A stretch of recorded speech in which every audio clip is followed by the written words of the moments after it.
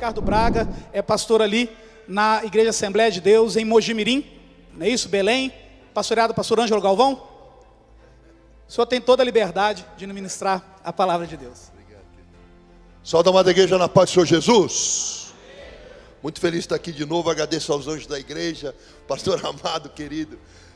Muita alegria estar aqui. E hoje realmente foi um dia muito especial, porque eu estava 2 horas da tarde indo para casa da minha sogra em Jundiaí, depois viria para cá, e o motoqueiro entrou com tudo no meu carro. Pau! Estourou a porta da caminhonete. Aí, para conseguir pregar hoje, eu tive que alugar um carro. E ganhei um motoqueiro para Jesus. então, uma alma por uma porta, acho que eu fiz um bom negócio. Então, meus amados, nós temos aí uma alma ganha e uma maroca amassada, e o inferno perdeu mais um. Amém? Eu estava aqui, cheguei mais cedo, 1 hora antes do culto começar, porque eu sempre gosto de chegar antes, fiquei orando ali. Depois orei com o pastor aqui, e antes de começar o testemunho, Deus me incomodou para falar alguma coisa para a igreja. Talvez 1 ou mais pessoas precisam ouvir o que eu vou dizer agora. Não sei porquê, só obedeço ao Espírito. E Deus mandou falar 2 coisas para os irmãos antes da pregação. Nesse tempo de pandemia, muita dificuldade, muita doença, muitos jovens me fazem 2 perguntas. A primeira é: pastor, Deus existe? E a segunda pergunta que jovens me fazem é: se Deus é bom, por que Ele criou o mal? A resposta da primeira pergunta é que Deus não existe. Vou repetir: Deus não existe. Porque tudo que existe nasceu ou foi criado. Deus não nasceu, Deus não foi criado. Tudo que existe passou a existir a partir de um momento. A partir daquele momento que ele foi criado ou nasceu, ele existe. Deus não foi criado, Deus não nasceu. Ao contrário, tudo que existe só existe a partir dele. Ele vem antes da existência. Tudo que existe tem princípio, meio e fim. Deus não tem princípio, Deus não tem fim. Deus é. Deus não existe, Ele é.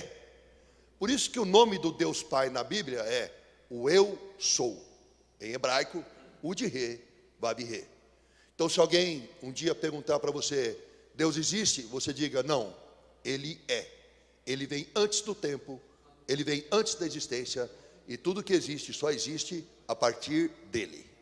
Por isso ele é chamado de Deus Criador. Deus criou o mal? Não. Eu sou biólogo, pedagogo, filósofo, 22 anos na universidade, mestrado em bioquímica. Aprendi na universidade alguns conceitos de física. Para a física não existe o frio. O frio para a física é a ausência de calor. Na física não existe o escuro. O escuro na física é a ausência de luz. O mal não existe em si mesmo. O mal é a ausência de Deus. O afastamento da luz, que é Deus, o afastamento do amor, que é Deus, é o mal. Tanto que, aonde surgiu o mal? Na decisão de Satanás, enquanto era querubim, anjo, a decisão dele se afastar de Deus. Quando você se afasta na luz, você está nas trevas. Quando você se afasta do amor, da origem de todo o amor, você está no ódio. Deus não criou o mal. O mal surgiu no coração do anjo, quando ele decidiu se afastar de Deus, decidiu promover uma rebelião no céu, decidiu assumir o trono no lugar de Deus. Então, assim como o frio é ausência de calor e o escuro ausência de luz, o mal é ausência de Deus. O mal não tem origem em si mesmo. É uma decisão que o indivíduo tem de se afastar de Deus, e se afastando de Deus, ele está nas trevas. Se afastando de Deus, ele está no ódio. Ele está longe do Pai. Então, Deus não existe e Deus não criou o mal. E a prova maior disso sou eu, que aqui estou, para contar um testemunho do que Deus é capaz de fazer. E antes do testemunho eu queria ler uma palavra, 1 Coríntios, capítulo 13. Abram a Bíblia, por favor.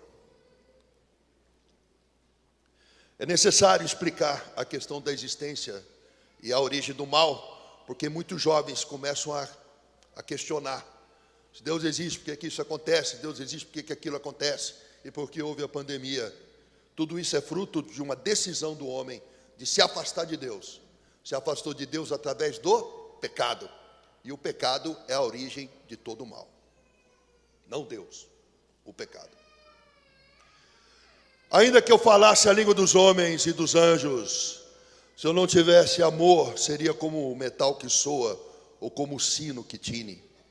Ainda que eu tivesse o dom de profecias e conhecesse todos os mistérios e toda a ciência, ainda que eu tivesse toda a fé de tal maneira que ela transportasse os montes, se eu não tiver amor, nada seria. Ainda que eu distribuísse toda a minha fortuna para sustento dos pobres, e ainda que entregasse meu corpo para ser queimado, se eu não tivesse amor, nada disso me aproveitaria. O amor é sofredor, é benigno, é caridoso, não é invejoso. O amor não se trata com leviandade, não se ensoberbece, não se porta com indecência, não busca seus interesses, não se irrita, não suspeita de mal, não folga com a injustiça, mas folga com a verdade. Tudo sofre, tudo crê, tudo espera, tudo suporta. Meu nome é Ricardo Braga. Sou pastor, professor universitário, empresário. Fui secretário de Cultura em Olambra, secretário de Cultura em Campinas, assessor do deputado federal Paulo Freire em Brasília, chefe de gabinete da presidência da Câmara em Paulínia, mas nem sempre foi assim. Nasci num lar espírita e tudo que eu aprendi sobre Deus na minha infância foi através do Evangelho segundo o Espiritismo, o Livro dos Espíritos, transcrito e traduzido por Allan Kardec. Lá, no Evangelho segundo o Espiritismo, se tem frases, parábolas do Novo Testamento, tiradas da Bíblia e colocadas num livro à parte. Porque o demônio, ele é tão derrotado, que ele não é capaz de criar nada. Ele tira o texto do contexto para criar um pretexto para levar multidões ao inferno. Então a Bíblia do Espírita é o texto fora do contexto. Tira-se a parábola do Novo Testamento e psicografa. Tem várias psicografias de espíritos abaixo de cada parábola, explicando-as. Tem aparência de bom, mas é ruim. Então eu acreditava em Deus, eu buscava Deus, mas eu não conhecia Deus. O Deus de Isaac, de Jacó, de Abraão, eu não conhecia. A minha casa tinha um centro espírita, um terreiro de umbanda. E a minha mãe incorporava vários espíritos, e eu na pré-adolescência incorporava também. Ainda tem alguns cortes no meu pulso dessa época, quando eu incorporava Exu, ele queimava a faca na vela, a faca ficava cheia de fuligem, eu cortava meu pulso, e eu tenho várias marcas de corte com cera de vela no meu corpo, e uma tatuagem de um orixá nas minhas costas. Então eu acreditava em Deus, mas eu não conhecia Deus, incorporava demônios em centro de macumba, de umbanda. O terreiro ia muito bem. A minha mãe recebia de 600 a 1.000 pessoas por final de semana. E ela ganhou o prêmio do melhor terreiro de umbanda do estado de São Paulo 3 vezes consecutivas. E se transformou em diretora da Federação Espírita do estado de São Paulo, minha mãe. À medida que eu ia crescendo, várias dúvidas iam surgindo na minha cabeça. A principal é que, obedecendo tudo que o Evangelho segundo o Espiritismo pregava, a gente não conseguia se dar bem. O meu pai teve 5 empresas, todas faliram. Uma hora a gente estava bem, no outro dia tinha oficial de justiça penhorando tudo em casa. No centro espírita, meu pai e minha mãe se tratavam com respeito. Ô meu amor, meu bem. Mas dentro de casa, um não olhava na cara do outro. E os filhos também não obedeciam aos pais. Na frente dos outros, família feliz. Dentro de casa, ninguém se falava. A gente vivia uma mentira. Então eu começava a questionar com meus 12, 13, 14 anos, por que obedecendo tudo que o Evangelho segundo o Espiritismo prega, a gente não prosperava? Por que a gente não se dava bem? E eu tinha esses questionamentos. Quando a última empresa do meu pai faliu, chamava-se Daigon, era uma empresa mineradora. Faliu junto com ele os sócios. Um dos sócios, depois que perdeu o dinheiro, a sua mulher pediu o divórcio. Então ela levou as filhas junto e se divorciou do sócio. Sem dinheiro, sem esposa e sem filhas, ele resolveu ameaçar meu pai de morte. E ele disse para o meu pai: Anastácio, ou você me devolve tudo que eu investi nessa empresa, ou eu vou matar você. Meu pai creu naquela ameaça e decidiu, com medo, fugir de lá. Meu pai falou: vamos para o Ceará, vamos fugir daqui, porque esse cara vai me matar. E por que o Ceará? Meu pai é cearense, a minha mãe é gaúcha. Por parte de pai, a descendência é italiana e portuguesa. Espanhola e portuguesa. Por parte de mãe, alemão e italiano. Quer dizer, vira-lata legítimo.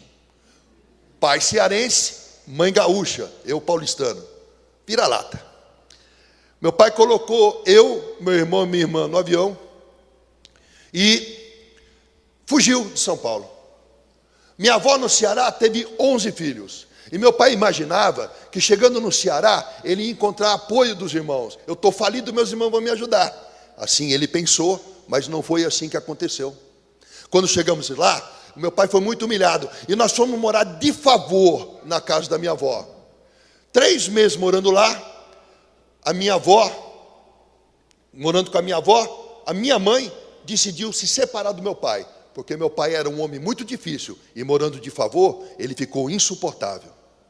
Aí a minha mãe tomou a decisão de se separar do meu pai. E pegou agora eu com 14 anos, meu irmão com 13 e minha irmã com 11 anos, colocou a gente na cama e deu a notícia: eu vou me separar do seu pai, eu vou embora para São Paulo, eu vou arrumar um emprego, dinheiro, e aí eu trago vocês para morar comigo. Assim ela disse, assim ela o fez. No dia seguinte, a minha mãe saiu de casa, deixando eu, meu irmão e minha irmã com meu pai. Naqueles dias foram muito difíceis, porque depois que a minha mãe foi embora, todo dia eu acordava com meu pai me amaldiçoando. Ele dizia: você não vale nada, você tem o sangue da tua mãe, aquela desgraçada. Quando eu tinha dinheiro, eu tinha esposa. Agora que eu não tenho dinheiro, eu não tenho ninguém. Eu não sei por que eu preciso ter filho. Filho só dá despesa. Meu pai me agredia com palavras, depois começou a agredir fisicamente. Lembro de uma vez que eu não tapei a pasta de dente, fui acordado com um soco no rosto, a 1h da manhã, e ele reclamando, porque a pasta ficou dura no bico da seringa, porque eu não tampei. Com 14 anos, abandonado de mãe, e sendo agredido pelo pai, nasceu no meu coração uma mágoa. A mágoa cresceu, se transformou em ressentimento. O ressentimento cresceu, se transformou em raiva. A raiva cresceu, se transformou em ódio. Em pouco tempo, eu odiava meu pai de todo o meu coração. Naquele tempo não havia internet, não havia telefone celular. Nós correspondíamos por carta. Semanalmente eu escrevia cartas para minha mãe, narrando as dificuldades. Semanalmente ela respondia. Porém, foi passando o tempo. 14 anos, 15 anos, 16 anos, 17 anos. 4 anos se passaram. E minha mãe não cumpriu a promessa de voltar para pregar a gente. Sentindo ódio pelo meu pai e sentindo-me abandonado pela minha mãe, eu tomei uma decisão aos 17 anos. Eu vou me matar. Eu vou cometer suicídio. Viver não vale a pena. A minha avó tinha no jardim da casa dela plantas que ela vendia. E naquelas plantas tinha veneno que ela colocava. Então eu fui até o jardim, peguei veneno de matar lagarta e tentei beber. Só que o veneno continha amoníaco. E na hora que caiu na minha boca, queimou as mucosas. Eu não consegui engolir. Eu cuspi, lavei a boca e fui para o quarto para imaginar uma forma de me matar. Eu tinha certeza, eu tinha que morrer, a decisão estava tomada, eu só precisava encontrar um meio, porque eu não tinha medo de morrer, mas eu tinha medo de sentir dor. Lá no quarto, eu sentei na cama, fechei a janela, fechei a porta, e vinham pensamentos na minha mente muito tumultuados. Eu ouvia vozes dentro da minha cabeça. Algumas vozes diziam assim: se mata, vai passar. A hora que você morrer, esse sofrimento acaba. Se mata, você vai ter paz. Só que eu ouvi essas vozes e senti uma angústia. Meio que para distrair o pensamento, eu olhei para a parede do quarto e estava pregado na parede do quarto o mapa rodoviário do Brasil, da revista Quatro Rodas, que meu tio Jorge tinha pregado lá. saltou-me aos olhos uma linha vermelha no mapa. Eu fui até aquela linha vermelha, meio que para distrair o pensamento, e estava escrito lá, BR-116. Sai do Ceará, atravessa o país inteiro, São Paulo, Rio Grande do Sul. E aí uma voz falou na minha cabeça, talvez a tua mãe não tenha te abandonado. Talvez ela esteja passando por dificuldades e parou de te escrever para não te perturbar. Eu acreditei nisso. Eu falei, como assim? A minha mãe está passando por dificuldades e eu aqui pensando em tirar a minha vida? Aí eu mudei a decisão. Ao invés de me matar, eu tomei outra decisão. Eu vou fugir de casa, eu vou para São Paulo, eu vou ajudar minha mãe a arrumar dinheiro e vou juntar a família de novo. E aos 17 anos, depois do Fantástico, num domingo, com uma mochila de roupa nas costas e sem nenhum real no bolso, apenas com passe de ônibus, eu fugi de casa. E eu vim do Ceará para São Paulo a pé, em busca de amor de mãe. Eu sou empresário, sou pastor, sou professor, mas um dia na vida eu fui morador de rua. No domingo, depois do Fantástico, peguei um ônibus que me deixou na Avenida 13 de Maio.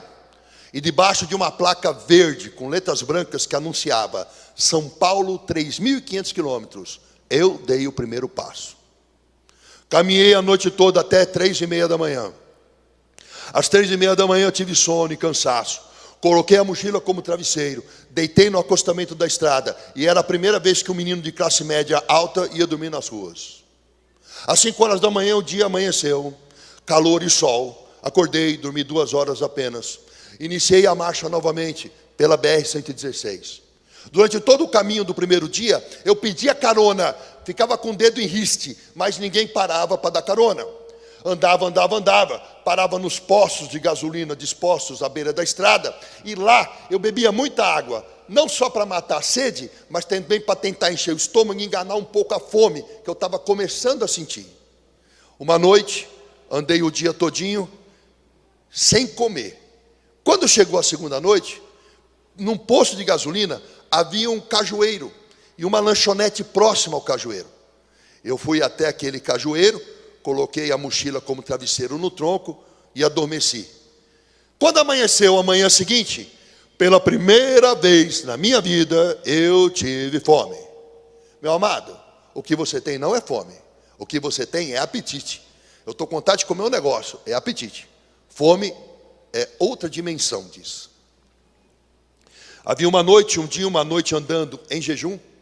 Quando amanheceu a manhã daquele dia, eu abri os olhos e eu tentei ficar de pé. Quando eu puxei o abdômen para cima, tudo escureceu. Sudorese nas têmporas, tremores nas mãos. Eu não conseguia levantar-me. Fiquei de 4, de joelho, me apoiei no tronco, me levantei com muita dificuldade. Tudo escurecia e clareava, como se eu fosse desmaiar. De repente, me veio uma sensação de torpor, como se tudo aquilo fosse um sonho. Quando esse torpor passou, eu fui acometido de um desespero de fome. E esse desespero de fome, ele tirou de mim todo nojo, toda vergonha, todo medo e todo pudor. Eu era capaz de comer qualquer coisa e fazer qualquer coisa por comida. Saí daquele cajueiro e subi 3 degraus da lanchonete. Haviam vários caminhoneiros tomando café da manhã, e aquele cheiro de café fresco com pão de manteiga na chapa avolumou o meu desespero de fome. Eu me apoiei no balcão para não cair. O rapaz veio na minha direção e falou: posso ajudar? Falei: moço, eu estou para cair de fome na sua frente. Será que o senhor pode me dar um café com leite com bastante açúcar e um pão com manteiga para eu comer? Se o senhor me der isso, eu não tenho dinheiro para pagar, mas eu posso lavar pratos, limpar o chão. Ao invés de me ajudar, ele gritou comigo dizendo: esta hora já tem gente pedindo? Da hora que eu abro, a hora que eu fecho, é gente pedindo? Volta outra hora. Só que quem tem fome, não tem outra hora para voltar. Eu saí dali, me apoiando na parede do posto. Quando ela acabou, eu enxerguei a lateral do prédio, comprida e azul claro. Havia uma calçada estreita e uma lata de lixo enorme no meio da calçada, aqueles latão de óleo, que era a lata de lixo. Lá de trás saiu o cozinheiro com vários pratos numa bacia com restos de comida. Ele jogou aqueles restos de comida naquele latão de lixo. provavelmente restos da janta da noite anterior. Quando ele se afastou, eu fui até a lata de lixo, fiz uma cuia com a minha camiseta e, disputando comida azeda com formigas e baratas, eu juntei tudo que eu podia ali. Dei 6 passos mais ou menos daquele local e era a primeira vez que um menino de classe média alta ia se alimentar de lixo. Porque eu estava muito tempo em jejum, meu estômago estava pequeno. O pouco de comida que eu comi já me deu uma sensação de saciedade muito grande. Aí eu tive um sono muito grande, virei para o lado e dormi. Dormi por 6 horas consecutivas. Meus amados, quando eu abri os olhos, de uma forma completamente espontânea, sem que eu fizesse força alguma, começou a me passar na mente momentos em que eu tive alimento e que eu reclamei. Eu lembrei de uma vez que eu cortei uma mão papaya, e uma mão papaya estava machucada, e eu gritei com a minha mãe, eu falei: mãe, você só compra fruta estragada? Olha essa fruta aqui, não tem uma fruta que presta. Me lembrei uma vez que eu falei para minha mãe: mãe, esse arroz é de ontem, não dá para fazer arroz novo, vou comer arroz dormido? E à medida em que eu lembrava dessas coisas, eu chorava. Mas eu não chorava porque havia comido lixo, eu chorava porque eu não sabia até aquele dia que eu era orgulhoso, ingrato. Eu não sabia que eu era assim. E quando eu descobri que eu era assim, eu chorei de vergonha de mim, porque eu me vi, e a pessoa que eu vi me envergonhou. Uma vez com Paulo Freire, pastor Paulo Freire em Brasília, num restaurante chamado Gordão, uma churrascaria, tinha alguns empresários ali, se levantaram o pastor e os assessores para pegar comida. Eu já havia pego. Eu sentei na mesa, coloquei ali o prato de comida, baixei a cabeça para orar. O rapaz estava do lado, falou: o que você está fazendo? Eu estou orando a Deus, agradecendo pelo alimento. Aí ele falou: mas que bobagem, você trabalhou, você ganhou dinheiro, você comprou a comida, Deus não tem nada com isso. Só que eu aprendi algo tremendo na Unicamp. A Unicamp me ensinou muita coisa de Deus, porque lá eu aprendi o seguinte: que essa folha da grama que você pisa, ou uma folha de qualquer árvore que você observa, faz um milagre acontecer. A planta puxa do chão para sobreviver, ela puxa a água. A água é H2. H2. A planta, para sobreviver, ela puxa um gás da atmosfera. O gás é CO2. Toda vez que o dia amanhece e a luz do sol bate em qualquer folha, a luz do sol quebra a molécula de água ao meio. O nome disso em biologia é fotólise da água. Fóton é luz, lise é quebra. Quebra da água pela luz. O oxigênio vai para a atmosfera para você e eu respirar. Sobra o hidrogênio do H2O. O hidrogênio entra no meio do gás carbônico, fazendo C6H12O6. Isso é fotossíntese. Fóton é luz, síntese é transformação. Todo dia que o sol bate em alguma folha, todo dia que amanhece, a luz do sol quebra a água e adiciona o gás carbônico para transformar a luz em açúcar. E não é teu dinheiro, teu diploma ou teu trabalho que pagou, é de graça. Deus transforma sol em arroz e feijão. Ele põe o sol no firmamento para que nós tenhamos condição de tomar café, almoçar e jantar. O choro pode durar uma noite, mas a alegria se renova toda manhã. Quando você olhar para um prato de comida, agora, ore sabendo que o que você está comendo é sol. E pela misericórdia do Senhor, que aprove colocar esse sol no firmamento, é que você está se alimentando. Seja grato. Levantei daquele chão e caminhei muitos dias, muitos quilômetros. Muitas coisas aconteceram, mas eu vou me prender a 3 coisas, porque o tempo urge. E eu quero anunciar hoje, em primeira mão, que o livro está quase pronto. Eu estou escrevendo um livro contando mais coisas. Segunda-feira agora, eu estou em Curitiba, numa editora, para publicar o livro. O vídeo do meu testemunho alcançou 9 milhões de pessoas pela internet. Eu estou orando a Deus para que esse livro alcance o mundo todo e mais pessoas venham saber que nessa terra só o Senhor é Deus.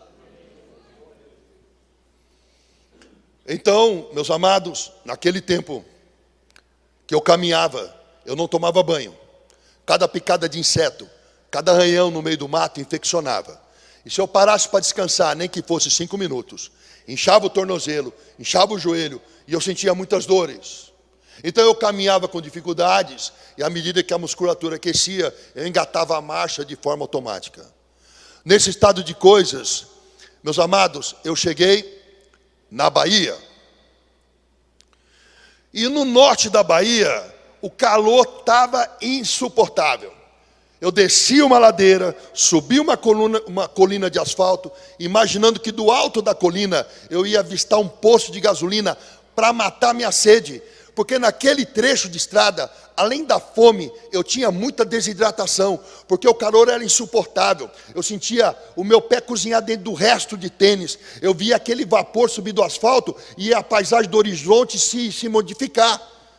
A minha boca deixou de ter saliva, a língua grudava no céu da boca e toda a minha boca rachou. E quando a fome aperta, você sente fraqueza, mas quando você está sem água, a fraqueza aumenta. Eu não conseguia mais levantar as pernas para dar passos, eu arrastava os pés.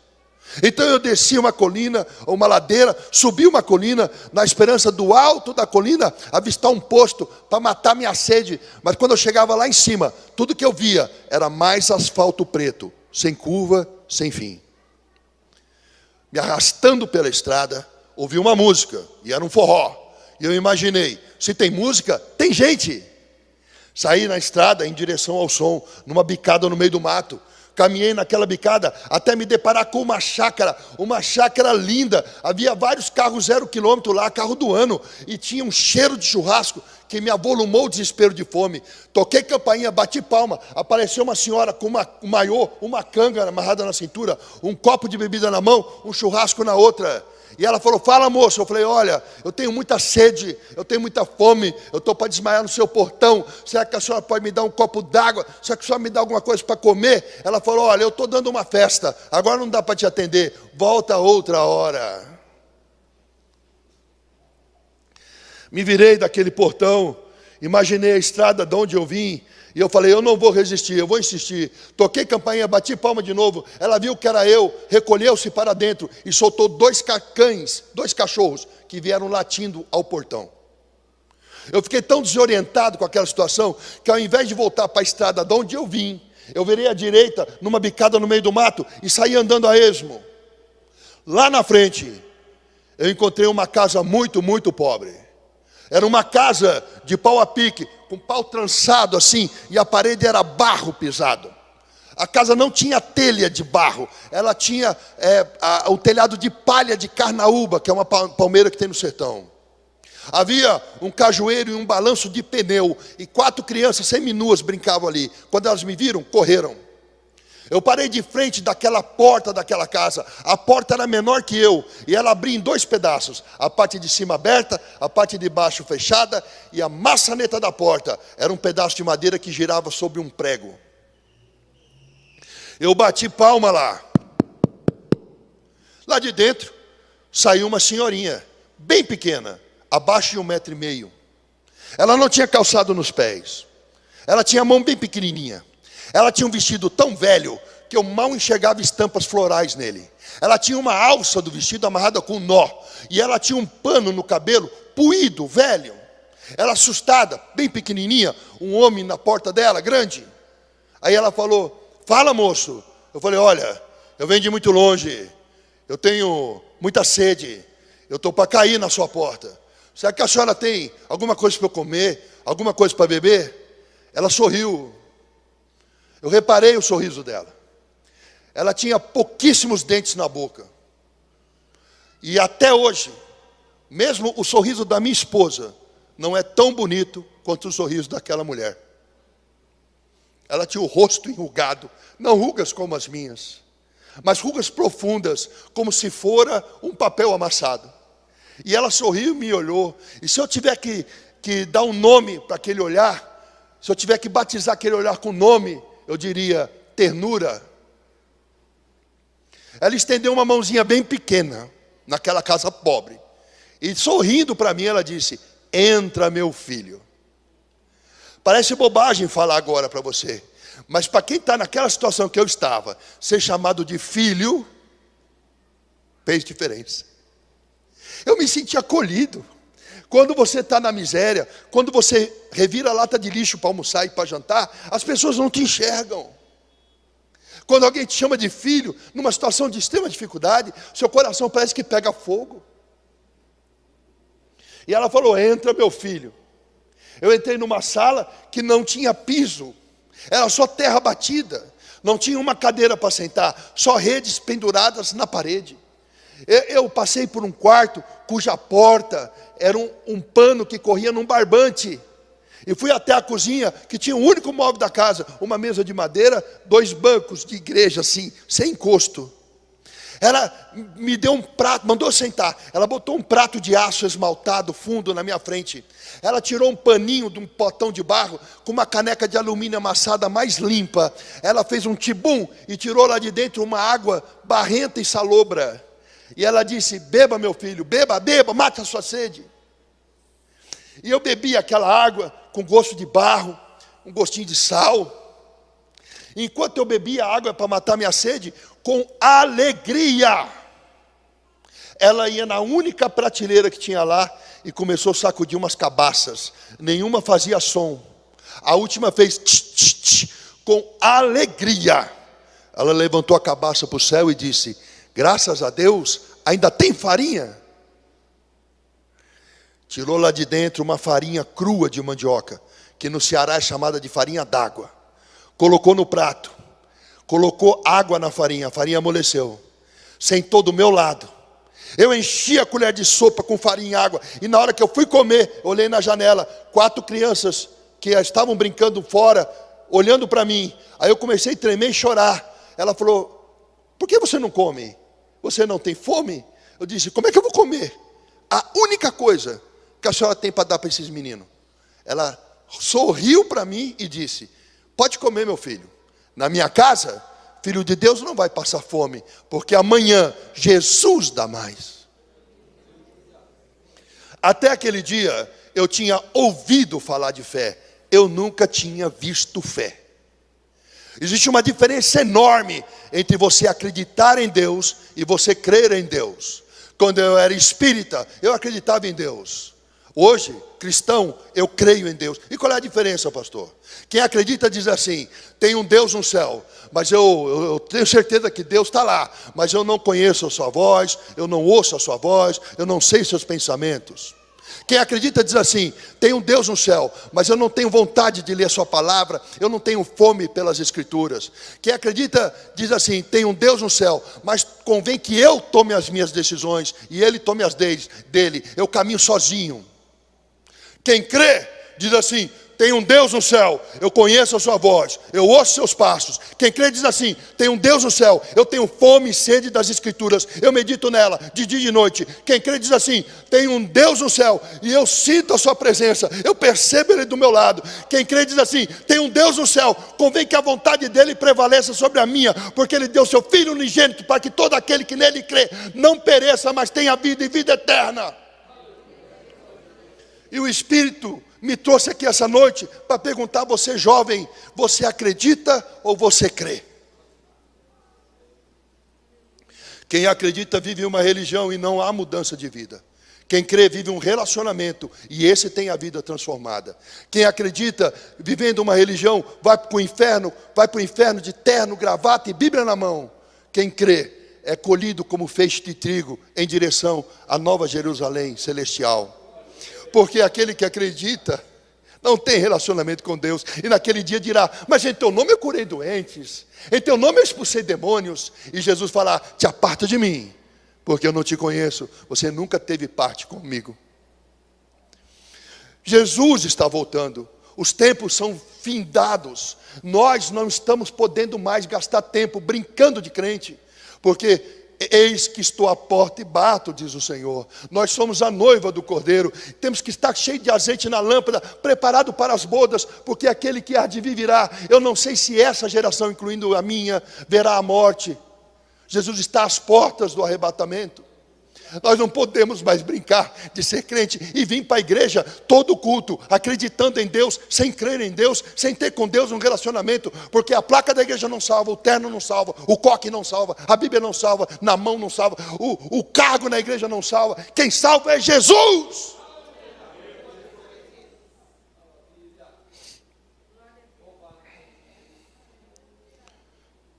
Eu nunca tinha visto fé.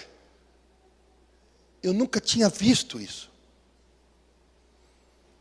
Ela podia reclamar das rugas, ela podia reclamar da falta de dentes, ela podia reclamar da falta de móveis, ela podia reclamar que só tinha farinha para comer, ela podia reclamar da pobreza. E o que ela ganharia?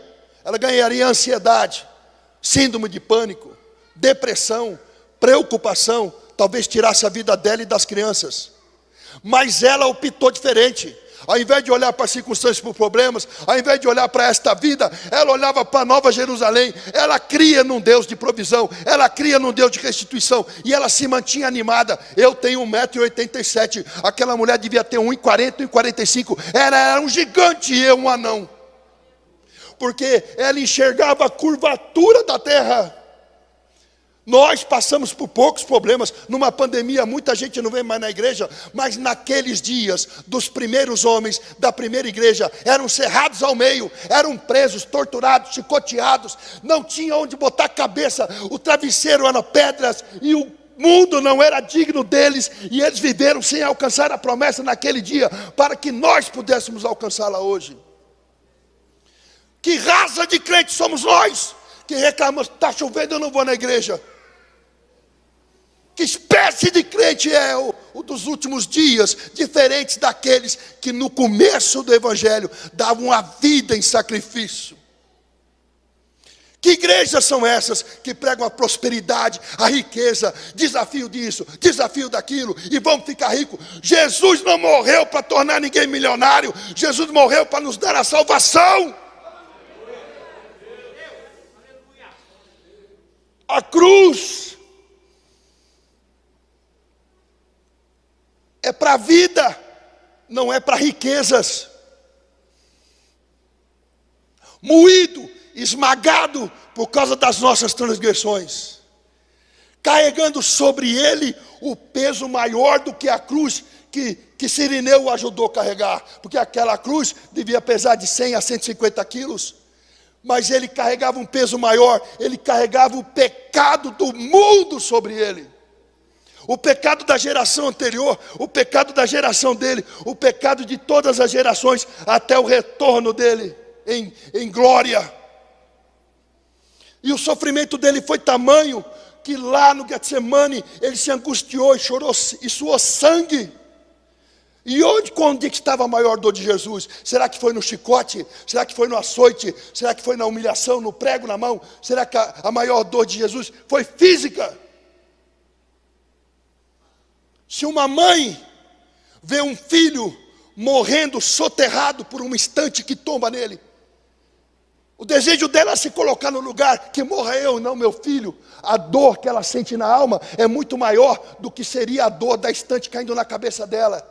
E enquanto mais a dor de Jesus, que morreu por todos nós, não é um filho, mas bilhões de filhos. Na biologia eu aprendi algo tremendo, que a cruz, ela é um instrumento muito grande de tortura, porque quando você é crucificado, e horas com o braço estendido, o músculo da respiração, diafragma, não consegue funcionar. Então a pessoa consegue encher o peito de ar, mas ela não consegue soltar o ar. Então a pessoa vai morrendo de asfixia, com o peito cheio. Isso produz uma dor dilacerante. Mas ele podia ter nos amaldiçoado. Ele podia ter mandado uma legião de anjos varrer a terra, porque nós não merecíamos aquele sacrifício. E não merecemos ainda hoje, porque eu que vos prego sou pecador, e todos nós somos, e aquele que diz que é sem pecado mente, porque só há um justo, e o nome dele é Jesus. E carecemos das misericórdias dele todos os dias, e as misericórdias ainda se renovam, para que nós não sejamos consumidos. Mas ao invés de nos amaldiçoar, no auge do seu sofrimento, no auge da sua humilhação, ele preso na cruz, ele respira com dificuldade.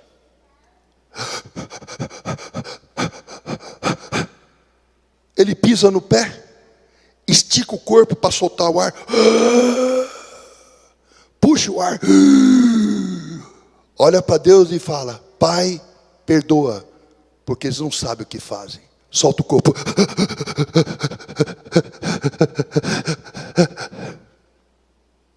Não nos amaldiçoou, Ele nos amou naquele momento. Todo o pecado do mundo estava sobre Ele. E ali Jesus sentiu a sua maior dor, porque até aquele momento Ele e o Pai eram um. Mas quando o pecado do mundo foi posto naquele cruzeiro, o Deus Pai abandona Jesus. Ele vira o rosto, porque Ele não suporta tanta imundícia. E Deus Pai e Jesus eram um. Naquele momento Jesus estava sozinho. No alto do sofrimento, o próprio Deus Pai não estava com Ele. Então Ele pisa no prego, estica o corpo, solta o ar, puxa o ar. Pai, Pai, por que me abandonastes?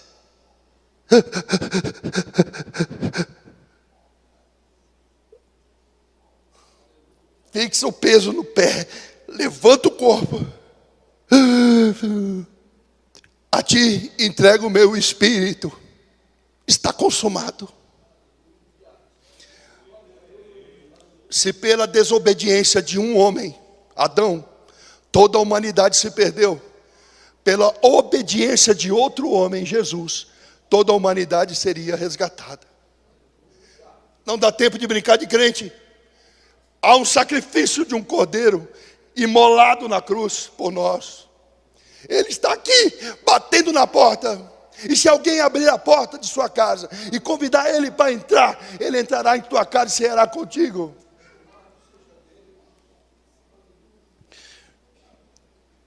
Comi aquela comida. Peguei minha mochila, dei para ela e falei: não serve na senhora, não serve nos seus filhos, mas a senhora pode vender, trocar por alimento. Ela levou. Andei muitos quilômetros, muitos dias se passaram, sem banho, sem escovar os dentes. E eu não tinha mais roupas para usar, só uma camiseta, uns shorts e um resto de tênis no pé. Desse jeito, eu cheguei em Minas Gerais. Em Minas Gerais, muitas montanhas, fez muito frio. Numa madrugada muito fria, havia chuva, garoa fina e uma neblina muito grande. Meu corpo inteiro tremia, meu lábio azul, meus dedos das mãos azuis. Eu sabia que eu ia morrer de frio aquela noite se eu não me abrigasse. Olhei na neblina, tinha um posto de gasolina, Esso, é um posto da época. Caminhei em direção ao posto. Numa alta madrugada, eu sentei do lado da bomba de combustível e comecei a botar meu braço para dentro da camiseta para tentar me aquecer. O vigia do posto veio atrás de mim sem que eu percebesse. Me deu um chute nas minhas costas. Pá! Eu caí com o rosto no chão. Eu não conseguia ficar de pé imediatamente, tinha um ritual. Ele falou: tá vendo? Pingaiada! Isso é hora de dormir no posto.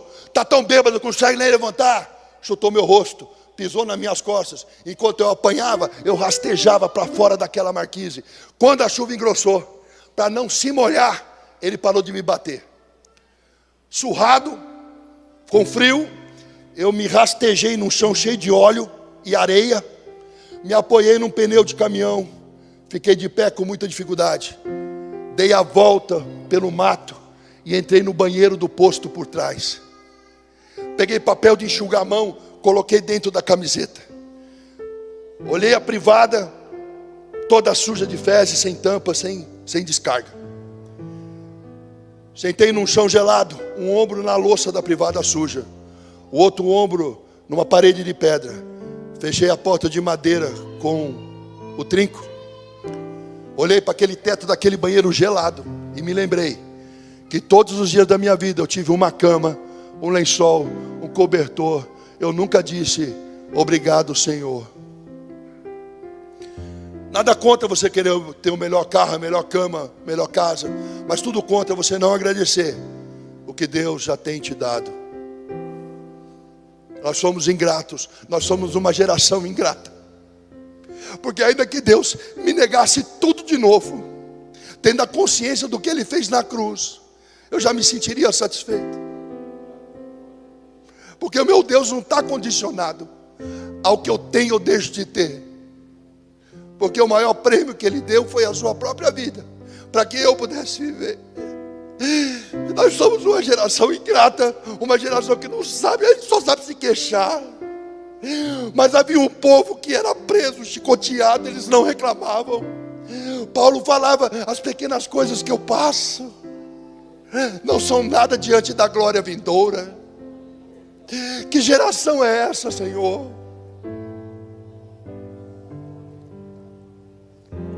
Caminhei no outro dia muitos quilômetros, muitas horas, muitos dias, até que eu cheguei no estado de Minas Gerais, ou estado do Rio de Janeiro.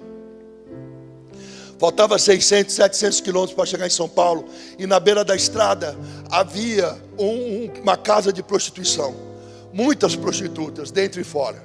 Haviam vários caminhoneiros ali. Uma prostituta estava sentada num banco de 2 lugares. E ela me vendo caminhar na estrada, ela falava: vem cá, moço. Eu dava um passo e parava. Vem cá, moço. Eu dava um passo e parava. Naquela hora eu percebi que aquele menino orgulhoso, com o nariz empinado e metido, que saiu do Ceará, já não existia mais. Uma prostituta me chamava para perto dela e eu tinha vergonha do meu mau cheiro. Eu tinha vergonha da minha doença. Eu tinha vergonha da minha ferida. Eu tinha vergonha da minha pobreza. Na Bíblia tem alguém assim. Um dia o rei Davi disse: alguém na casa de Saul que eu ainda posso abençoar. Falaram a Mefibosete, filho de Jonathan, um príncipe coxo de ambos os pés, que mora no deserto de Lodebar. O rei Davi falou: traga Mefibosete à minha presença. E quando Mefibosete, o príncipe coxo de ambos os pés, se viu na presença do rei Davi, ele exclamou: quem sou eu, um cão morto, para que tu te lembres de mim? Embora fosse ele príncipe, 20 anos de Lodebar, de deserto, fizeram com que ele esquecesse a identidade dele. Talvez você tenha vindo a esta igreja essa noite de anos de deserto, e talvez esse deserto tenha feito você esquecer a identidade que você tem. Mas essa noite o Espírito Santo me trouxe aqui para dizer: ei, teu pai é rei, então você é príncipe, então você é princesa do Senhor. O rei Davi disse: dê banho em Mefibosete, vista roupas reais em Mefibosete, calce o anel real de Mefibosete, e disse a Mefibosete: de hoje em diante você vai comer da mesa como meu filho. Se um homem de carne e osso fez justiça a um príncipe, quanto mais teu pai, que é Deus, fará com você.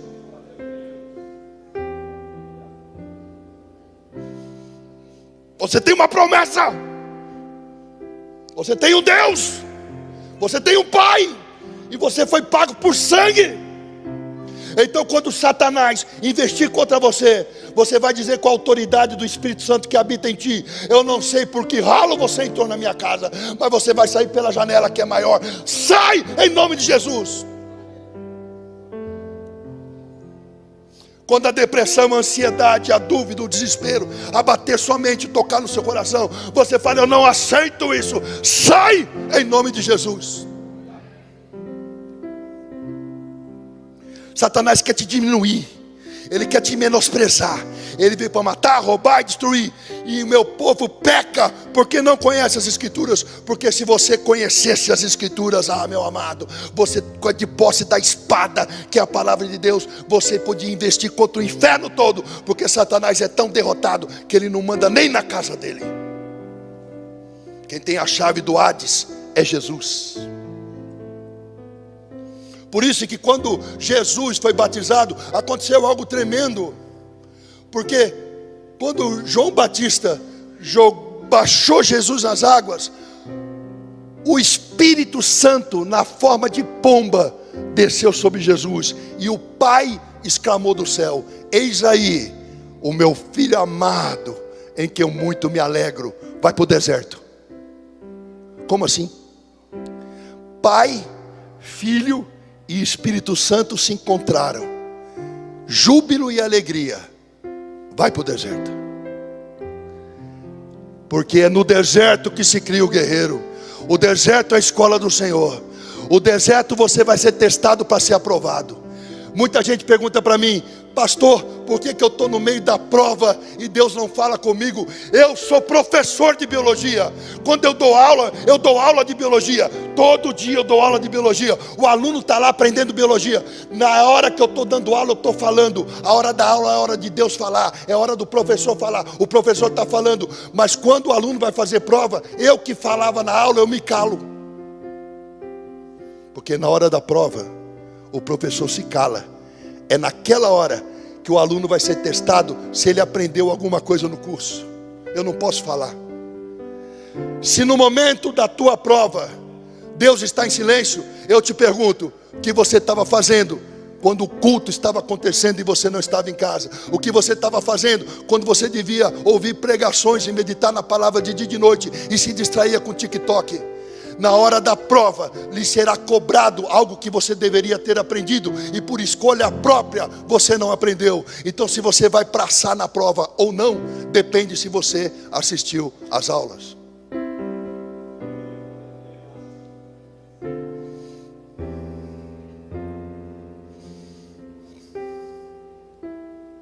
Gente, Deus é maravilhoso. Deus é tremendo. Eu saí daquela estrada com muita insistência da prostituta. Eu sentei do lado dela no banco com muita vergonha. E lembrando de Mefibosete, como ele, eu me sentia como um cão morto.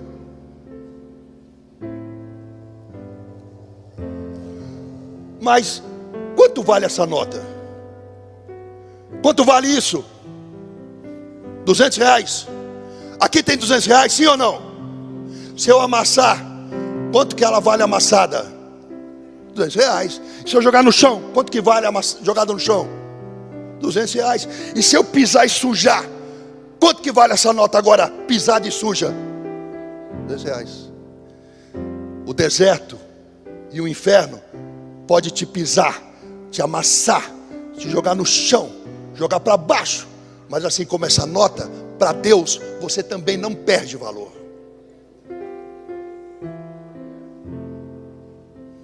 Do lado da prostituta, ela conversou comigo uns 5 minutos.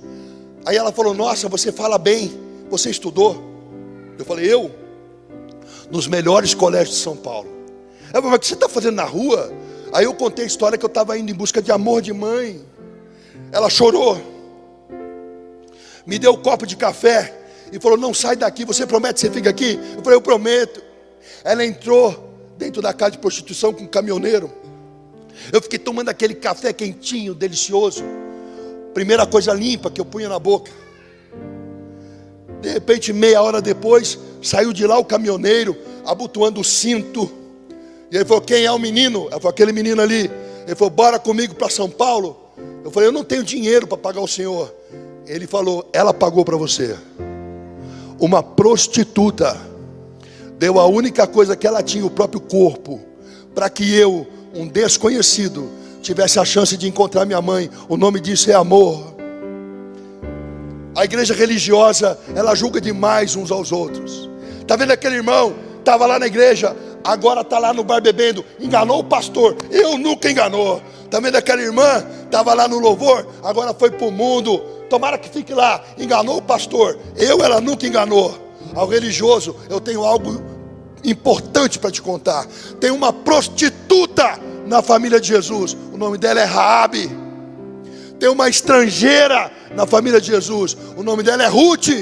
Tem um assassino e adúltero na família de Jesus. O nome dele é o rei Davi. Porque enquanto o diabo aponta o dedo, Jesus escancara o braço. Jesus ama o pecador e odeia o pecado. Duas pessoas traíram Jesus. Uma foi Pedro, a outra foi Judas. Pedro e Judas andavam com Jesus. Pedro era amigo de Jesus, próximo a Jesus. E quando o galo cantou, Pedro falou: eu não conheço este homem. Jesus tomou um soco no rosto. No Evangelho de Lucas conta essa passagem, soco no rosto. E Jesus, depois de ter sido socado, olhou para Pedro. Pedro saiu e chorou amargamente. Judas traiu Jesus. Ao invés de procurar Jesus, Judas foi lá no fariseu que pagou 30 moedas para ele. O fariseu olhou para Judas. Judas saiu e se enforcou. Por que Pedro traiu Jesus e viveu? Por que Judas traiu Jesus e morreu? Porque o olhar de Jesus para Pedro foi um olhar de amor, de perdão. O olhar do fariseu para Judas foi um olhar de acusação. Ele disse: você é culpado do sangue daquele inocente. O arrependimento admite o perdão. Já o remorso não admite o perdão. O remorso vem cheio de culpa. O perdão salva e liberta. A culpa mata. Judas se enforcou. Mas quando Jesus ressurreto apareceu para as mulheres, ele disse: diga a Pedro e aos outros, para que Pedro soubesse que ele ainda o amava, independente dele o ter negado. E quando Jesus foi se encontrar com Pedro, Pedro contente pulou nas águas com a capa, nadou até a praia e conversando com Jesus em torno de uma fogueira, só os dois, na intimidade. Jesus perguntava: Pedro, tu me amas? Amo, Senhor. Pedro, tu me amas? Amo, Senhor. Pedro, tu me amas? Chorando ele disse: tu sabes que eu te amo. 3 vezes Pedro negou Jesus. 3 vezes Pedro disse que amava Jesus. Naquele instante Jesus curava o coração de Pedro. Não importa quanto você tem errado, não importa o que você tenha feito, não importa se você voltou para a igreja, aceita o perdão de Deus e se perdoe. Porque se Deus perdoa e esquece, por que você tem que ficar lembrando? Quem te acusa é Satanás. Tem um perdão sobre a sua vida, perdoe-se. Tem um perdão sobre a sua vida, perdoe-se. Tem um perdão sobre a sua vida, perdoe-se. Não se culpe, não seja tão cruel com você. Se teu arrependimento é verdadeiro, ele dará frutos. E é só o que Deus quer: frutos e arrependimento. Esqueça.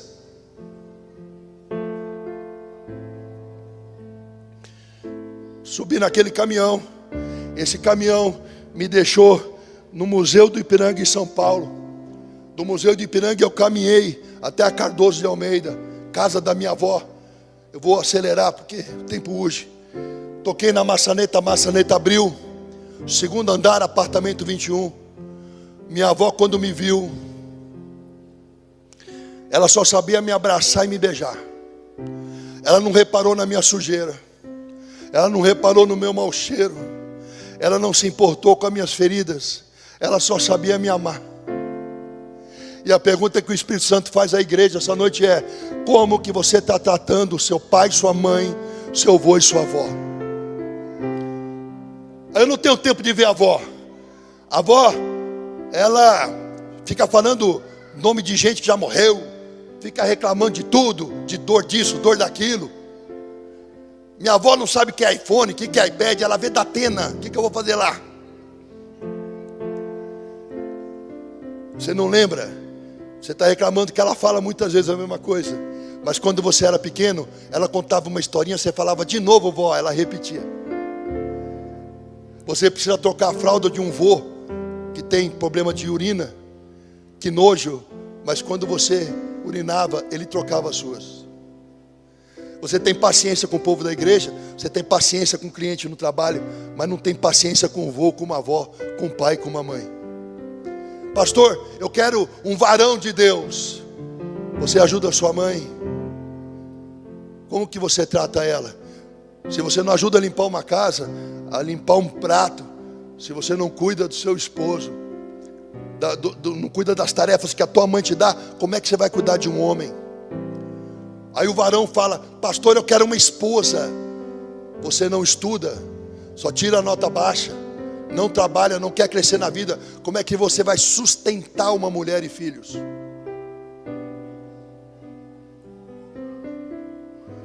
Paixão acaba. Paixão é loucura. Amor é verbo, amor é decisão.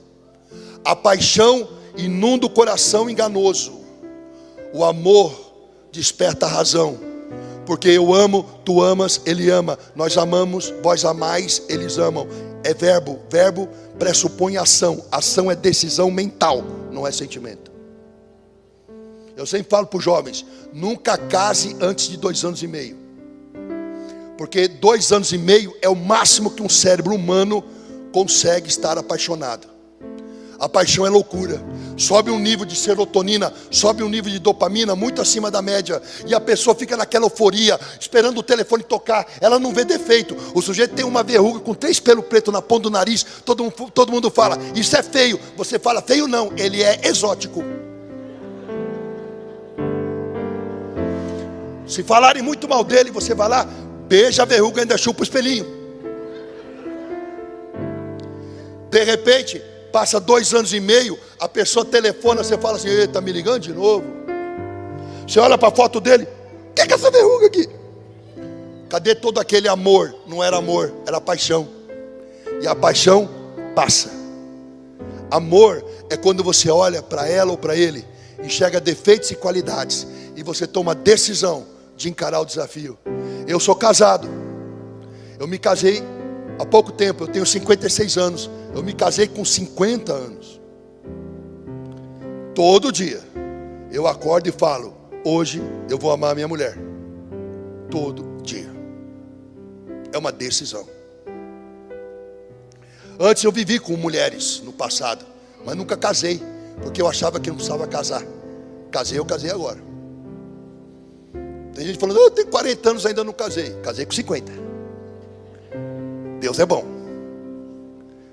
Com uma ex-aluna minha, Selene. Na época que eu a conheci, ela tinha 19 anos e eu 44. Agora ela tem 29, vai fazer 30 e eu 56.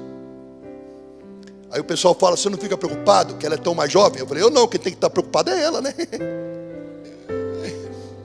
Mas Deus sabe todas as coisas.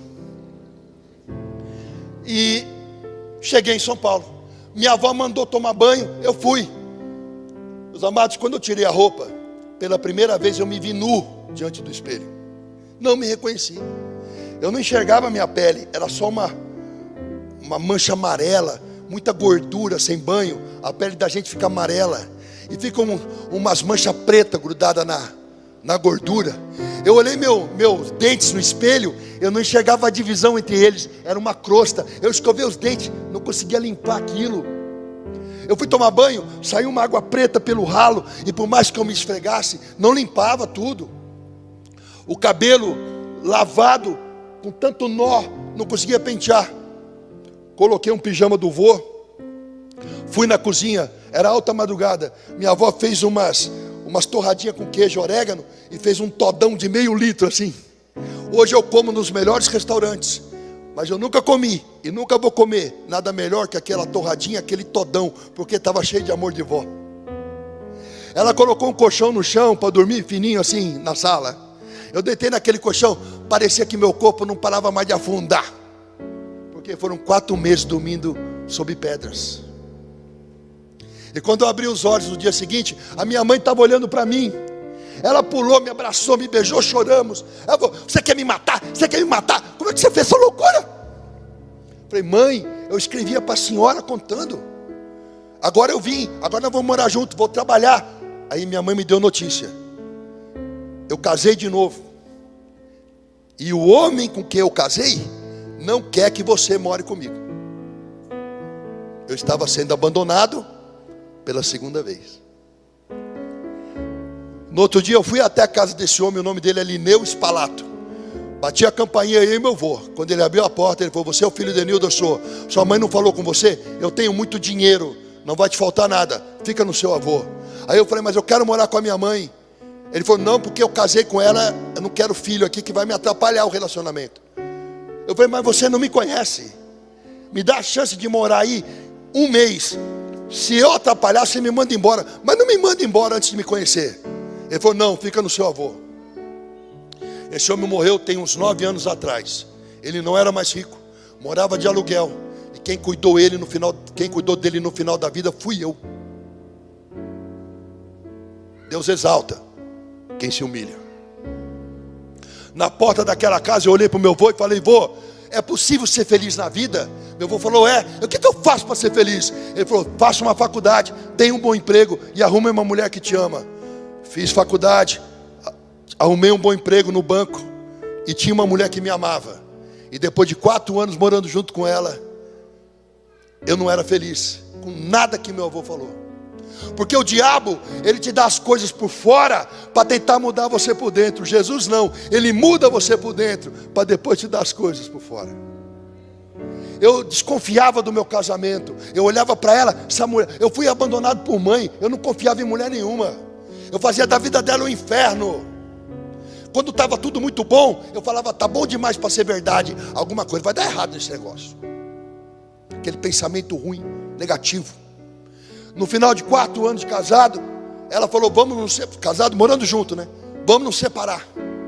Eu falei: vamos falar para os teus pais depois do Natal, porque senão vai estragar a festa. E aí eu fui para a cidade do meu sogro, São Miguel Arcanjo, o nome da moça, Isildinha Aparecida Machado. Para a cidade de São Miguel Arcanjo. E na noite de Natal, na casa do meu sogro, sem que ninguém soubesse que a gente ia se separar, recebo um telefonema de Fortaleza, Ceará. O tio Roberto ligou na casa do meu sogro e me deu a notícia: Ricardo, você está em pé? Falei: tô. Senta. Eu sentei. O que foi, tio? O teu irmão Marcelo se enforcou. O meu irmão se matou na noite de Natal. Peguei o avião com a minha mãe e fui até Fortaleza. Vi o enterro do meu irmão. Minha mãe ficou lá para cuidar do neto. Eu voltei sozinho para São Paulo. Separei, irmão morto, longe da minha mãe de novo. Larguei a noite pelo dia, larguei o emprego. Fui morar de favor na casa de um amigo, Marcelo Braulio, no bairro Santa Cecília, em São Paulo, em frente à Santa Casa. Trocava a noite pelo dia, bebia a noite toda e saía com prostituta. E durante o dia dormia. Conheci uma moça, Mariana Melilo Sauer, médica, infectologista hoje, na época estudante de medicina. Conheci ela num centro espírita, onde eu ia tomar uns passes. 2 anos nessa vida, namorando a Mariana, no café Piu-Piu no Bexiga, numa mesa cheia de cerveja. A Mariana apareceu e falou no meu ouvido, 2 anos depois: Ricardo, teu pai morreu. Meu pai infartou. Levantei um brinde na mesa. Vamos brindar. O pessoal, brindar a quê? A morte de um desgraçado. Esse era meu coração. Alguém da mesa falou: eu vou mudar de São Paulo, estou indo para Campinas. Eu falei: por quê? Vou fazer vestibular na Unicamp, se Deus quiser eu vou passar. Eu falei: dá tempo de se inscrever? Dá. Fui lá, me inscrevi para o vestibular e passei. Vim fazer biologia na Unicamp aqui em Campinas. Sem dinheiro, fui morar na moradia do estudante. Eu era conhecido na faculdade como Cepacol. E o Espiga, que é um amigo meu. E a gente era muito popular. Eu bebia, fazia festa. Eu não tinha dinheiro, mas para bebida, droga e festa sempre aparecia alguém pagando. Aí apareceu um anúncio no balcão de emprego da faculdade: precisa de professor de biologia assistente no COC. Aí eu fui, consegui um emprego. Em 6 meses os alunos fizeram abaixo-assinado para que eu fosse eleito professor efetivo. E eu virei o professor Cepacol famoso na região. Eu dava 70 aulas por semana em Vinhedo, Valinhos, Campinas, Franca e Ribeirão Preto. Comprei carro, meu salário no total era 20, 25 mil reais por mês no salário de hoje. Comprei carro, aluguei casa com piscina e saía com um monte de mulher. E quem olhava para mim falava: esse é o cara, alegre, feliz, cheio de mulher, carrão, salarião, professor famoso. Mas ninguém sabia que eu acordava com o rosto atolado no próprio vômito quase toda manhã. E para levantar da cama e trabalhar, e para parar de tremer a mão, eu tinha que beber 2 latinhas de cerveja às 6 horas da manhã. Ninguém sabia que aquele sorriso era falso, ilusório, porque dentro de mim eu estava destruído, bêbado, drogado. Sexo não me dava alegria, as festas não me davam alegria, era tudo superficial, um vício. Até que a minha vida mudou, porque bêbado na mesa da cantina do Belo, com médicos e biólogos, bêbado, com o pé em cima de uma caixa de cerveja vazia, bêbado, só de calção sem camisa, passa uma crente, Helene Peters, filha do pastor e físico da Universidade Federal do Paraná, Hans Peters, e da sua esposa Miriam Peters. Essa moça estava cheia do Espírito Santo. Ela veio de um encontro com Deus. Ela não pregou nada para mim. Ela não tinha Bíblia. Ela só passou por mim. O meu olho cruzou com o dela. Quando meu olho olhou para o dela, eu vi algo diferente. Havia um brilho, uma leveza. Parecia que ela não pisava no chão, mas andava em nuvens. Eu falei, quem é essa moça? A Helene. Eu falei, mas ela é bióloga? É. Mas como é que eu não vi ela embalada nenhuma? Fizeram o cara de nojo e falaram, não, ela é crente. Eu falei, crente assim, tipo evangélico? É. Eu pensei, como que uma pessoa estudada pode ser evangélica? Porque eu li a Bíblia na faculdade. Acreditar que o mar se abre, que o machado flutua nas águas, que um cara fica 3 dias dentro de um peixe, e que o sol para no céu porque alguém pediu, é coisa para ignorante. Bêbado, eu fui em direção a Helene, e pensando assim, eu estudei Aristóteles, Heráclito, Platão, Dionísio. Eu estudei Jean Paul Sartre, Simone de Beauvoir. Eu estudei Engels, Karl Marx. Eu estudei Durkheim. Eu estudei Gramsci. Eu vou dar um nó na cabeça dessa crente. Cheguei, Helene, tudo bem? Você é crente? Você é evangélica? Ela deu 3 pulinhos e falou, graças a Deus.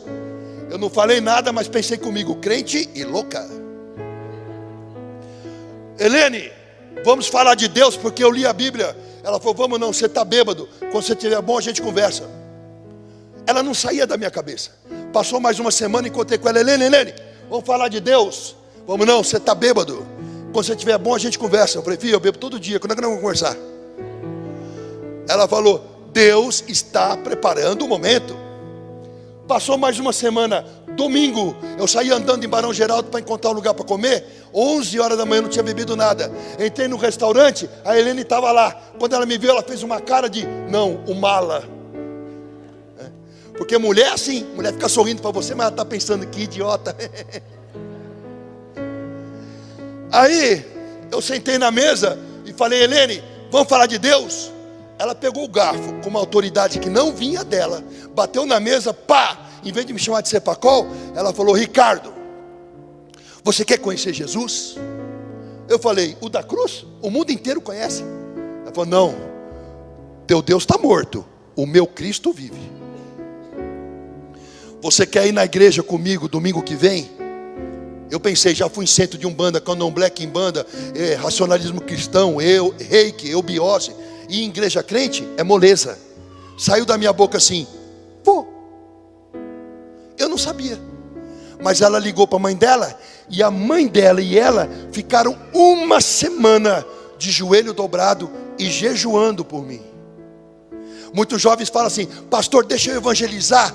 A pergunta que eu te faço é, quanto tempo você gasta em oração e jejum? Porque quem convence do pecado é o Espírito Santo, não é você. Quer evangelizar? Se encha do Espírito.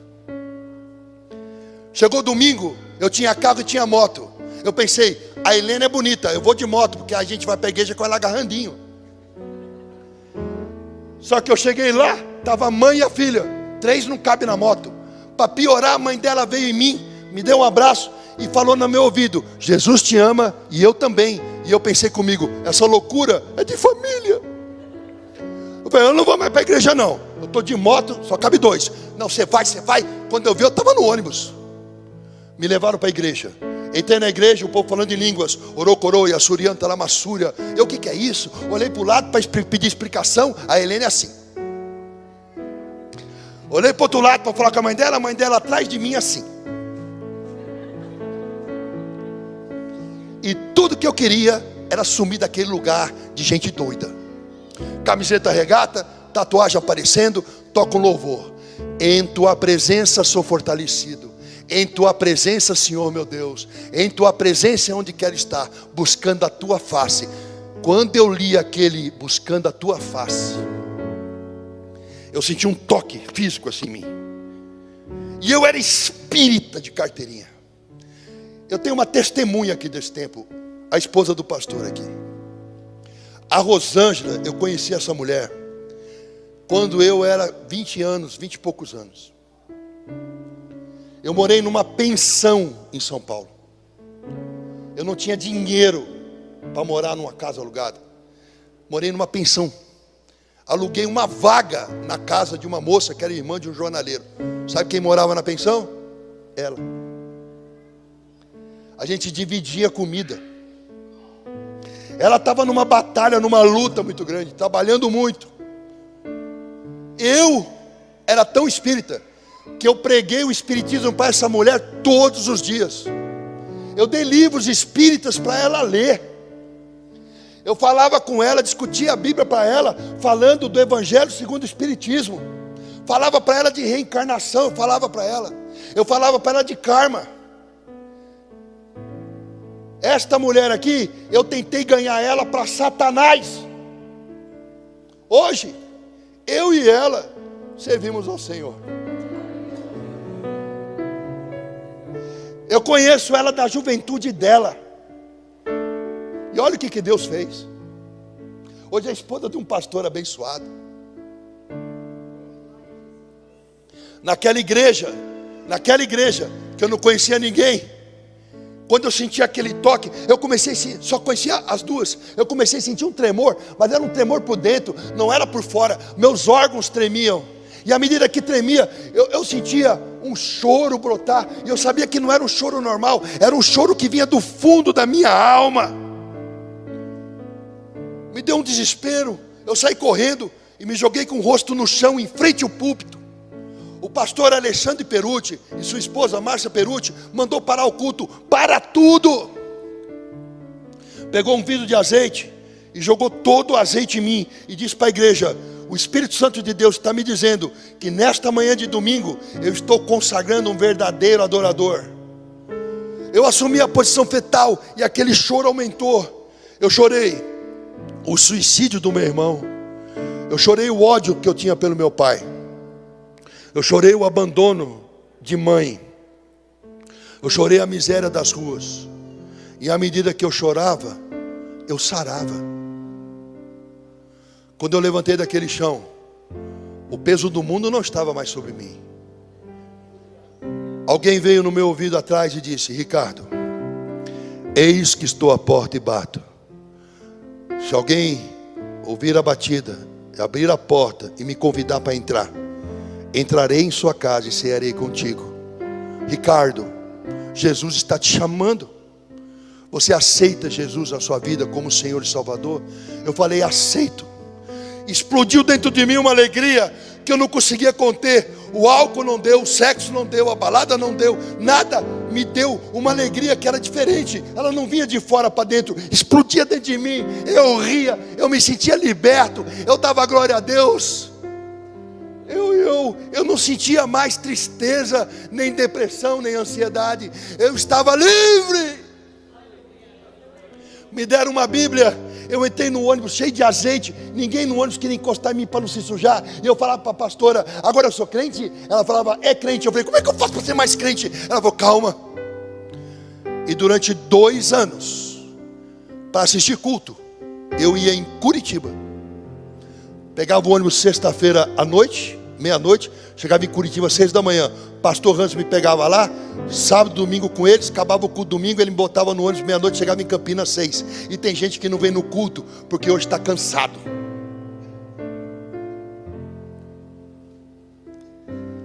Hoje, a minha mãe, Enilda Tereza Sócrates de Lima Braga, ela mora comigo.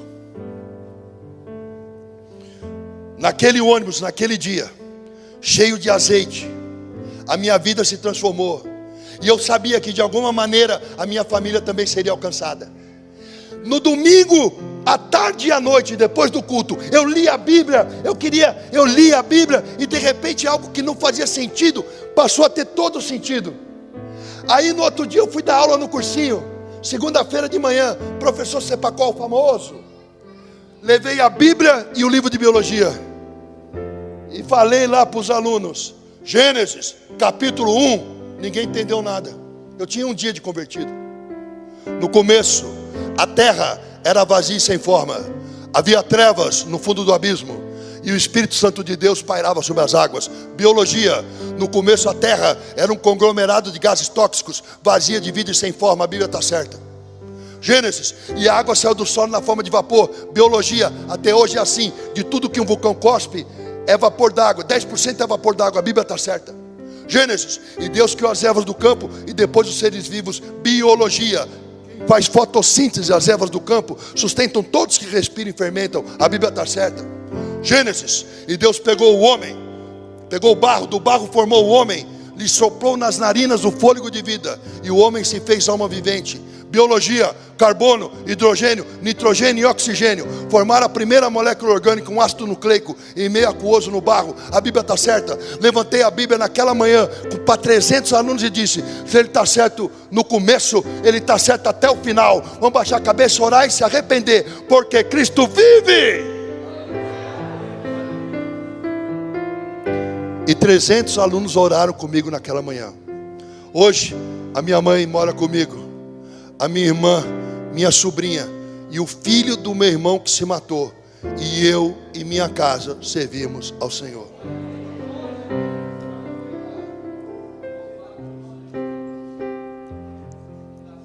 Todos nós somos um milagre. E talvez você tenha vindo essa noite aqui descrente.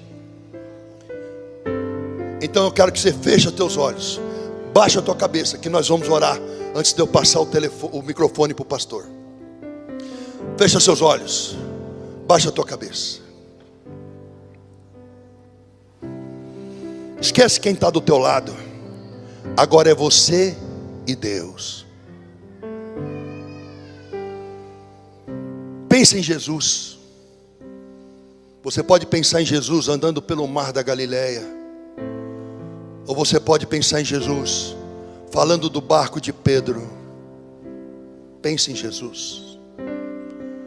Você pode pensar em Jesus curando o leproso, ou no alto da cruz. Pensa em Jesus. Senhor, meu Deus e meu Pai, Mestre Jesus, o Senhor é o alfa e o ômega, o princípio e o fim de todas as coisas. O Senhor vem antes do tempo, vem antes da existência, e nos conhece porque nos teceu no ventre de nossa mãe. Eu quero te apresentar teu filho diante de ti agora, Senhor. A tua filha diante de ti, Senhor. Tu sabes as necessidades dela, tu sabes as necessidades dele, Senhor. Muitos vieram aqui fracos na fé, com dúvidas.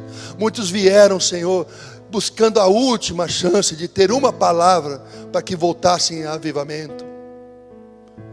Mas o Senhor não nos abandonou, o Senhor não esqueceu de nós.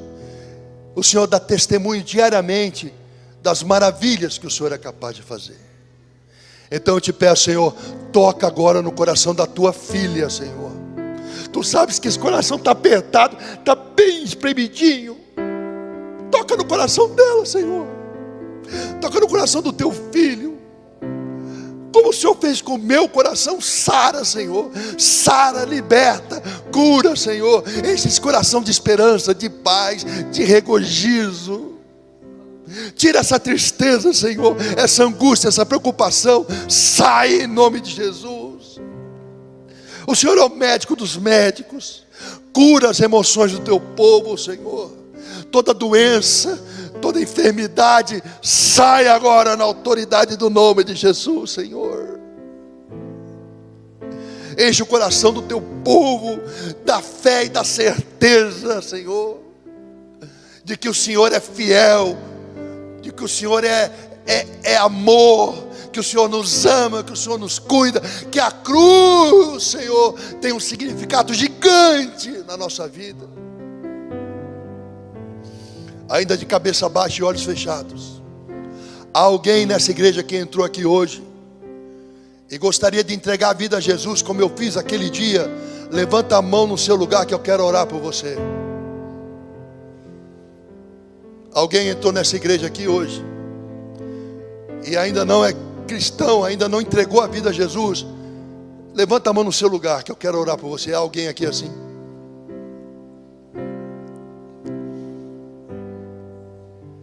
Alguém aqui assim? Se você sentiu o toque de Deus, levanta a mão no seu lugar, que eu quero orar por você. Somos todos crentes? Coloca a mão no seu coração assim. Agora canta assim comigo, para encerrar o culto. Tocou-me, Jesus tocou-me, de paz Ele encheu meu coração.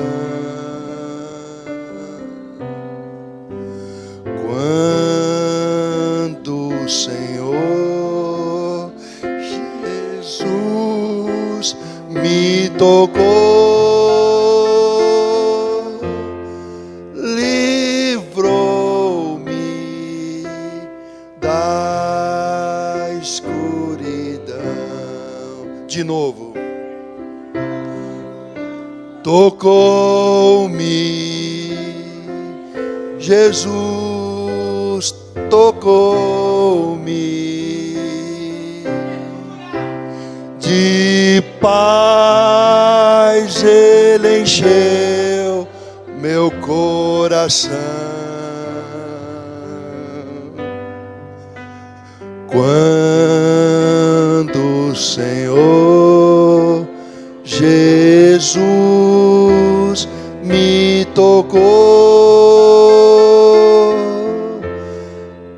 livrou-me da igreja de pé. Dá-me um coração, meu mestre. Dá-me um coração igual ao teu, coração disposto a obedecer, cumprir todo o teu querer. Dá-me um coração igual ao teu. Ensina-me a amar o meu irmão, a olhar com os teus olhos, perdoar com teu perdão. Enche-me com teu espírito, endireita os meus caminhos. Ó Deus, dá-me um novo coração, enche-me com teu espírito, endireita os meus caminhos.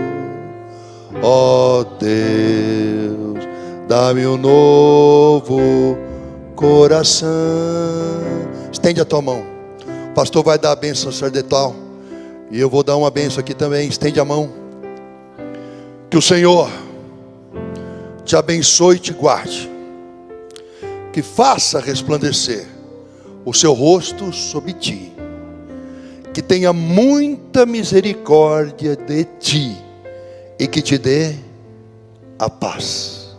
Palmas para Jesus.